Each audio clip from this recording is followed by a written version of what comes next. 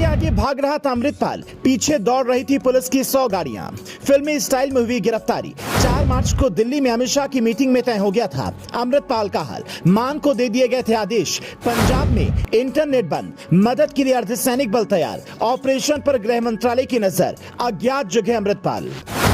मलसियां शाहकोट जलंधर के एरिया दे विच पहुंचे सी, जिथे पुलिस ने उन्होंने घेरा पा के गिरफ्तार करने की कोशिश की। 5 मार्च को जब हमने खबर चलाई थी कि पंजाब के लिए सीआरपीएफ और आरएफ की 18 कंपनियां रवाना हुई हैं, कुछ बड़ा होने वाला है, तब सारे चैनलों ने दिखाया था कि ग्लोबल समिट की वजह से वहां पर ये कंपनियां भेजी गई हैं। लेकिन देखिए, अमृतपाल को आखिरकार हिरासत में ले ही लिया गया, जो खुद को भिंडर वाले का वारिस समझने लगा था, लेकिन उसका हाल भूल गया था। अमित शाह ने भगवंत मान को बुलाकर पहले ही सारी गोटियां सेट कर दी थी कि समिट के बहाने अतिरिक्त सुरक्षा बल वहां पर भेजे गए हैं और अमृतपाल को दबोच लिया जाएगा, क्योंकि जिस तरह से उसके साथी की गिरफ्तारी पर थाने में जो कुछ हुआ वैसा सरकार नहीं होने देना चाहती थी।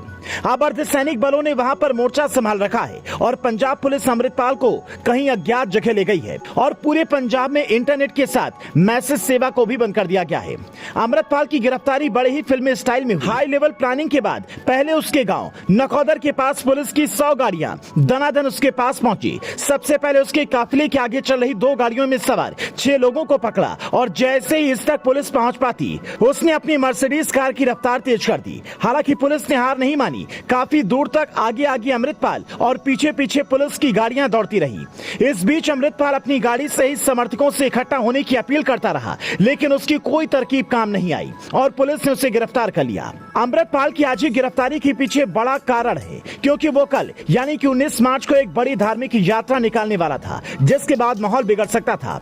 हालांकि कोई भी पुलिस अधिकारी अभी ये खुले तौर पर कहने को तैयार नहीं है कि अमृतपाल को हिरासत में ले लिया गया है या फिर गिरफ्तार किया गया है, लेकिन पंजाब सरकार की ओर से जारी बयान में कहा गया कि पंजाब की सुरक्षा के हित में 18 मार्च से लेकर 19 मार्च तक पंजाब में मैसेज और इंटरनेट की सेवा बंद रहेगी। यानी पंजाब पुलिस की यह कोशिश होगी कि अमृतपाल की गिरफ्तारी के बाद किसी तरह का माहौल न बिगड़ने पाए। अमृतपाल के ऊपर 3 मुकदमे दर्ज हैं। तो उसका सबसे गंभीर गुनाह हिंदुस्तान को बांटने की साजिश रचना है। वो खालिस्तान का खुला समर्थन करता है।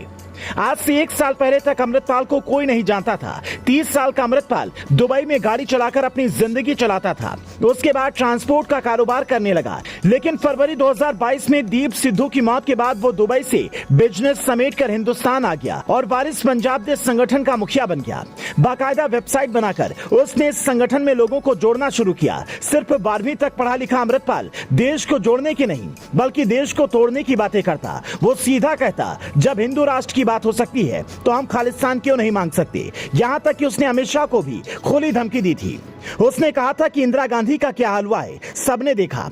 कहते हैं कि इस बयान के बाद से ही चर्चा छिड़ गई थी कि पंजाब में दूसरा भिंडर वाला तैयार हो रहा है, लेकिन भगवंत मान की सरकार चुपचाप बैठकर सब कुछ देख रही है। हालांकि आईबी और रॉ तभी से उसकी कुंडली खंगालने में जुट गई थी। करीब 2 हफ्ते तक अमृतपाल के बारे में हर जानकारी जुटाने के बाद पंजाब पुलिस को उसकी गिरफ्तारी के आदेश मिले। कहा जाता है कि कनाडा और यूरोप से इसकी फंडिंग हो रही थी। अब पूछताछ में कई बड़े राज खुल सकते हैं, क्योंकि खालिस्तान के कई बड़े समर्थक पाकिस्तान से लेकर लंदन तक में बैठे हैं, जो हिंदुस्तान के खिलाफ लगातार साजिश रच रहे हैं। Bureau report, news flash.